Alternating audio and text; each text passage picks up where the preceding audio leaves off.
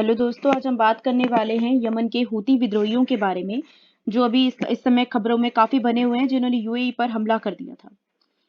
तो सबसे पहले जान लेते हैं कि भला हूती है क्या? हूती एक तरह के आंदोलन का नाम है, जिसे चलाने वाले लोगों को हूती विद्रोही कहा जाता है। इस आंदोलन को इस्लाम की भाषा में अंसार अल्लाह कहा जाता है। यह हूतियों का एक इस्लामी राजनीतिक और सशस्त्र आंदोलन है, जिसकी शुरुआत 1990 के दशक से यमन के सादा से हुई थी। इसका नेतृत्व बड़े पैमाने पर हूती जनजाति के लोग कर रहे हैं, जो कि यमन के उत्तरी क्षेत्र में शिया मुस्लिमों का सबसे बड़ा आदिवासी संगठन है। हूती उत्तरी यमन में सुन्नी इस्लाम की सलाफी विचारधारा के विस्तार का विरोध करते हैं, और सऊदी अरब जैसे कि सुन्नी है और ईरान शिया देश है, इसलिए इन्हें ईरान का साथ मिलता है और सऊदी अरब इनके खिलाफ आज भी लड़ाई कर रहा है और इनका विरोध करता आया है शुरू से ही।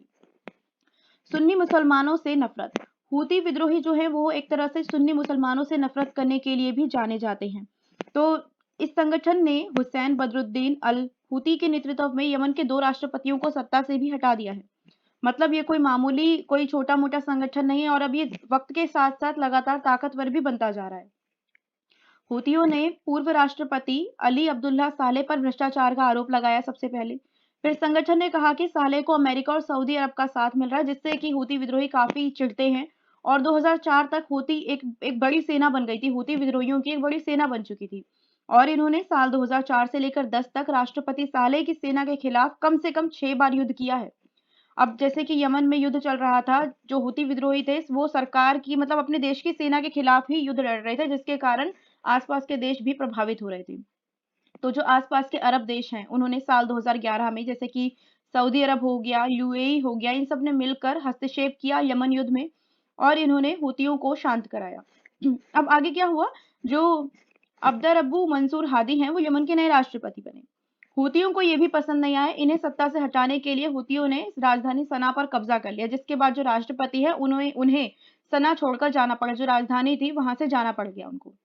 वो इतने परेशान हो गए थे इस संगठन से, ये लगातार हिंसा कर रहे थे ये लोग। तो तभी से यमन में गृह युद्ध चल रहा है। अरब देश जो है वो वैश्विक स्तर पर मान्यता प्राप्त सरकार को वापस लाने की कोशिश कर रहे हैं, और अरब देशों की तरफ से युद्ध का नेतृत्व जो कर रहा है वो है सऊदी अरब, जिसमें यूएई भी शामिल है। जो ये गठबंधन है, इसमें यूएई भी शामिल है। लेकिन मैं आपको ये बात बता दूं कि जो यूएई है उसने अपनी सेना काफी हद तक खत्म कर दी है, मतलब यमन में नहीं है उसकी सेना। उसने अपनी सेना को वापस बुला लिया है, लेकिन वो सीधे तौर पर मदद ना कर इनडायरेक्टली मदद कर रहा है। जैसे कि यमन में जो छोटे-छोटे ग्रुप्स बने हुए हैं, जो हूतियों के खिलाफ लड़ाई लड़ रहे हैं, उनको ये जो यूएई है मदद पहुँचा रहा है। इसलिए अब ये जो हूती विद्रोही हैं, अब ये यूएई पर भी हमला कर रहे हैं। तो हूतियों से क्यों आखिरकार सऊदी अरब को, यूएई को क्या प्रॉब्लम है हूतियों से, अगर ये यमन में युद्ध कर रहे हैं तो? तो इसकी सबसे बड़ी वजह ये है कि हूती विद्रोही जब सत्ता पर काबिज़ हुए यमन में, तो इन्होंने पड़ोसी देश देश के जो मुसलमान हैं, जैसे कि यूएई हो गया और सऊदी अरब हो गया, तो इन देशों में जो मुसलमान हैं, उनमें एक तरह से डर का माहौल पैदा हो गया था। इससे जो सुन्नी बहुल देश जैसे कि सऊदी अरब और यूएई भी घबरा गए। फिर ये अमेरिका जैसे पश्चिमी देशों के पास मदद के लिए पहुंचे कि अब क्या किया जाए। इन्होंने हादी को सत्ता में वापस लाने के लिए हूतियों के ठिकानों पर हवाई हमले करना शुरू कर दिए और जमीनी स्तर पर भी अपनी सेना उतार दी, जो कि अभी तक युद्ध लड़ रही है। इसी वजह से यमन में गृह युद्ध चल रहा है। सऊदी अरब और यूएई साल 2015 में यमन युद्ध में दाखिल हुए थे। तो सऊदी अरब और यूएई की जो सेना है वो हूती विद्रोहियों के खिलाफ जंग लड़ रही है, जिसके चलते हूती बदला लेने के लिए इन देशों पर अब हमले कर रहे हैं। और ये काफी बड़ी बात है कि एक छोटा सा संगठन एक इतने बड़े देश के राजधानी तक हमला कर पा रहा है। हमलों में दोनों तरफ से सैनिक भी मारे गए हैं, आम लोग भी मारे गए हैं। और जो ये युद्ध चल रहा है यमन में, इसकी डायरेक्टली और इनडायरेक्टली दोनों तरीके से जो परिणाम निकले हैं, उससे 3,70,000 लोगों की मौत हो चुकी है अभी तक, बल्कि इससे ज़्यादा ही लोगों की मौत हुई है। लाखों लोगों को अपना घर छोड़कर सुरक्षा के लिए दूसरे दूसरे देशों में जाकर अपनी शरण लेनी पड़ी है, जहाँ पे वो शरणार्थी शिविरों में मजबूरी में अपना घर छोड़कर रहने को मजबूर हैं। और संयुक्त राष्ट्र का जो कहना है, उनका उसका कहना है कि एक तरह की मानवीय आपदा है। यमन में जो अभी चल रहा है, ये सब एक मानवीय आपदा है। और सऊदी गठबंधन को किनकी मदद मिलती है? ये एक तरह से सबसे बड़ा सवाल है, क्योंकि सऊदी अरब का ही मेन गठबंधन है, जिसमें और दूसरे देश भी शामिल हैं। तो अमेरिका, ब्रिटेन और फ्रांस से इसे सैन्य और खुफिया सहायता मिलती रही है सऊदी गठबंधन को। तो सबसे पहले ऐसी उम्मीद थी कि जब इतने सारे देश मिलकर लड़ रहे हैं एक साथ एक संगठन के खिलाफ, तो ये युद्ध जल्दी ही जीत जाएँगे और यमन में जो अंतर्राष्ट्रीय मान्यता प्राप्त सरकार है, उसकी वापसी हो जाएगी। लेकिन 7 साल हो चुके हैं और अभी भी युद्ध जारी है, अभी भी, और बल्कि हूती जो विद्रोही हैं, वो कमज़ोर होने की बजाय और ज़्यादा पावरफुल हो गए हैं। हूतियों को हथियारों और पैसे से मदद देता है ईरान। गठबंधन सेना ने हूती और उनके सहयोगियों को काफी हद तक यमन के दक्षिणी क्षेत्र से तो बाहर कर दिया है, लेकिन राजधानी सना और उत्तर पश्चिम के अधिकांश हिस्सों से हटाने की कोशिशें जारी हैं। और मैं आपको एक चीज बता दूं, यमन में मारिब नाम का भी एक शहर है जो कि काफी वहां पे तेल तेल मौजूद है।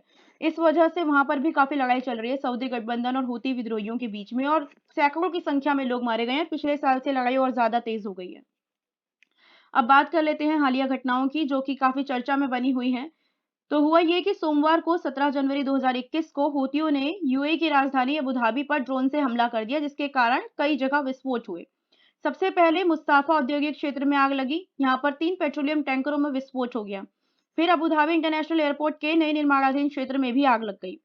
हमलों में कुल 3 लोगों की मौत हुई, जिनमें 2 भारतीय और एक पाकिस्तानी नागरिक शामिल है। इसके अलावा करीब 6 लोग घायल भी हुए हैं।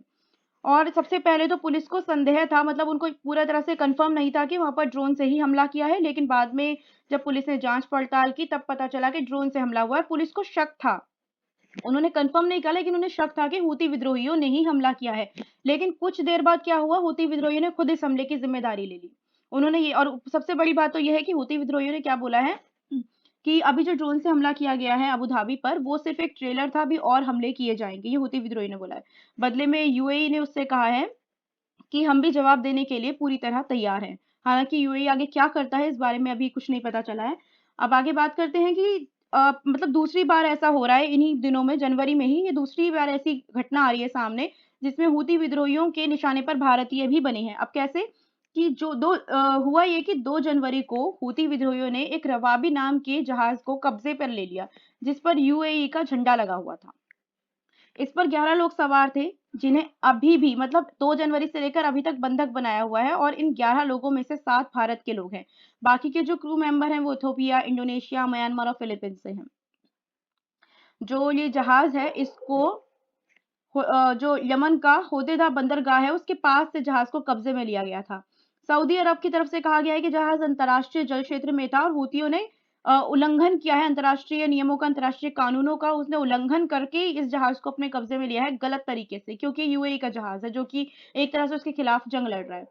जबकि हूती विद्रोहियों का कहना है कि जो जहाज है वो यमन के जल क्षेत्र में था और उसकी गलती नहीं है, ये यमन के जल क्षेत्र में आया, इसलिए उसने कब्जे में ले लिया। और इस पर भारत ने और संयुक्त राष्ट्र संघ ने कहा है कि जितने भी लोगों को बंधक बनाया हुआ है उन सबको रिहा कर दिया जाए। हालांकि अभी तक रिहाई की कोई खबर सामने नहीं आई है, और दोबारा इसके बारे में हूतियों ने कोई बयान भी जारी नहीं किया। उन्होंने बस इतना बोला कि हाँ, हमने जहाज को अपने कब्जे में ले लिया है, लेकिन इन लोगों को रिहा करने से जुड़ी अभी तक कोई भी बात सामने नहीं आई है।